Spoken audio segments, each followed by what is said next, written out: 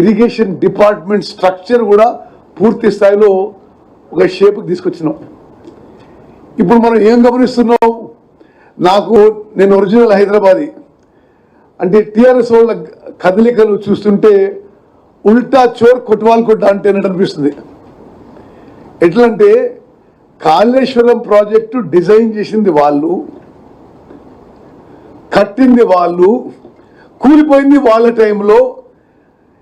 NDSA team వచ్చి due to poor design, poor construction, poor maintenance కూలిపోయిందని వాళ్ళ టైంలోనే రిపోర్ట్ ఇచ్చిండ్రు, ప్రిలిమినరీ రిపోర్ట్.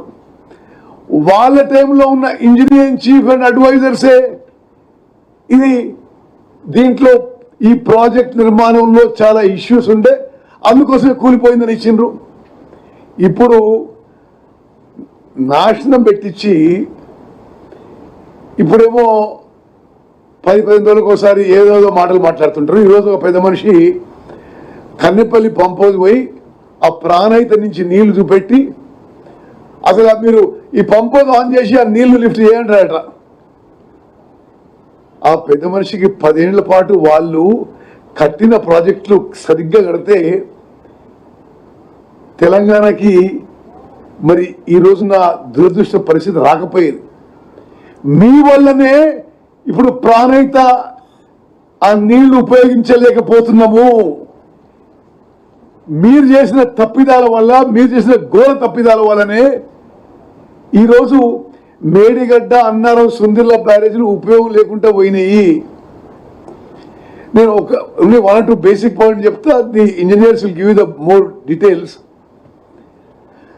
చాలా స్పష్టంగా ఆ 3 బ్యారేజీల్లో ఉపయోగించిన సీక్రెంట్ పైల్ ఫౌండేషన్ డిఫెక్టివ్ గా ఉంది, వాటర్ స్టోరేజ్ చేయడానికి వీలు లేదు అని. చాలా 1,27,000 crores కావాలని చెప్పి సిఏజీ చెప్పడం జరిగింది. అది 22లో. ఇప్పుడు కాళేశ్వరం ప్రాజెక్ట్ పూర్తి కావడానికి అట్లీస్ట్ 1.5 lakh crores అవుతుంది. అసలు 38,000 కోట్లలో అయిపోయే ప్రాజెక్టుకి 1,50,000 కోట్లకు తీసుకొచ్చి ఇంత దుర్మార్గపు ఆలోచన చేసిన వాళ్ళని ఏ విధంగా శిక్షించారో తెలంగాణ ప్రజలు నిర్ణయించాలి. అదే ఆ 1,00,000 కోట్లు వృధా కాకుండా ఉంటే పాలమూరు రంగారెడ్డి, కల్వకుర్తి, నెట్టెంపాడు, కోయిల్ సాగర్, భీమా, ఎస్ఎల్బిసి, డిండి, సీతారామసాగర్, గౌరవెల్లి, దేవాదుల అన్ని ప్రాజెక్టులకి ఇదే మరి ఈ ఆర్థిక వనరులతో మొత్తం తెలంగాణలో సస్యశ్యామలం అయిపోయింది. వాళ్ళు తీసుకున్న నిర్ణయంతో తెలంగాణ ఎప్పటికీ ఇబ్బంది పడే పరిస్థితి వచ్చిన విషయం దయచేసి మీరు గమనించాలి, మీ ద్వారా యావత్ తెలంగాణ ప్రజలు గమనించాలని చెప్పి నేను మనం చేస్తున్నా. నెక్స్ట్ అదేవిధంగా తీసుకో బ్యాక్.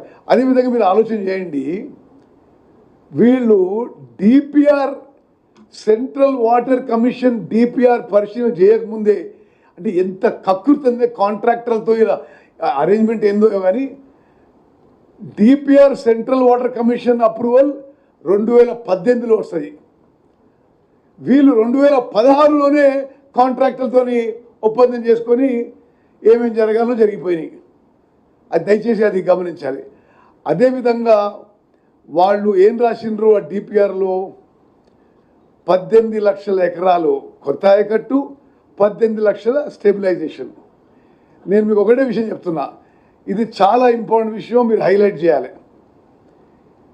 మేము అధికారంలో వచ్చింది December 7, 2023. ఈ మేడిగడ్డ బ్యారేజ్ కొలాప్స్ అయిపోయింది October 2023లో. అంటే మేము అధికారంలో వచ్చిన తర్వాత ఒక్క చుక్క నీళ్లు కూడా మేడిగడ్డ, అన్నారం, సుందిర్ల బ్యారేజ్ నుంచి ఉపయోగించలేదు. మేము అధికారం వచ్చిన తర్వాత మేడిగడ్డ ఏదైతే వాళ్ళు కాళేశ్వరం ప్రాజెక్టు గుండెకాయ అన్నారో ఒక్క చుక్క కూడా మేడిగడ్డ, అన్నారం, సుందిర్ల నుంచి ఉపయోగించలేదు. ఉపయోగించకున్నా వాళ్ళ హయాంలో కంటే ఎక్కువ వ్యవసాయ విస్తీర్ణం, ఎక్కువ వరి పంట, భారతదేశంలోనే నెంబర్ 1 ప్రొడక్షన్, ఎక్కువ వరి కొనుగోలు చేసింది మా కాంగ్రెస్ ప్రభుత్వం అని చెప్పి నేను ఇది మీకు హైలైట్ చేస్తున్నా. అంటే ఇదంతా పచ్చి అబద్ధం, బూటకం. వాళ్ళు ఒక ప్రొపగండా టైప్ చేస్తూ వచ్చిన విషయం కూడా నేను మనకి చేస్తున్నా. Okay, next you can continue. ఇది మనకి ఈ రెండు ప్రాణిత చేవల ప్రాజెక్టు, కాళేశ్వరం ప్రాజెక్టు రెండు కనుక ఈ పవర్ కంపేర్ చేసుకుంటే కనుక, అంటే లిఫ్టింగ్ ఆఫ్ వాటర్ విషయంలో కానీ పవర్ కన్జంప్షన్లో కానీ తీసుకుంటే మనకి ప్రాణిత చేవల్లో 483 మీటర్స్ మనము వాటర్ టోటల్గా, అంటే స్టార్టింగ్ పాయింట్ నుంచి చివరి పాయింట్ దాకా 483 మీటర్స్ హైట్ లిఫ్ట్ చేయడం జరుగుతుంది. అది వేరే కాళేశ్వరం ప్రాజెక్ట్ దగ్గరకు వచ్చేటప్పటికి 530 మీటర్స్ మనం వాటర్ లిఫ్ట్ చేస్తాం. అలాగే టోటల్ పవర్ డిమాండ్ వచ్చి ప్రాణిత చేవల్లో 3466 మెగావాట్స్ ఉంటుంది. కాళేశ్వరం దగ్గరకు వచ్చేటప్పటికి 8450 మెగావాట్స్ మనకి పవర్ కన్జంప్షన్ ఉంటుంది. నెక్స్ట్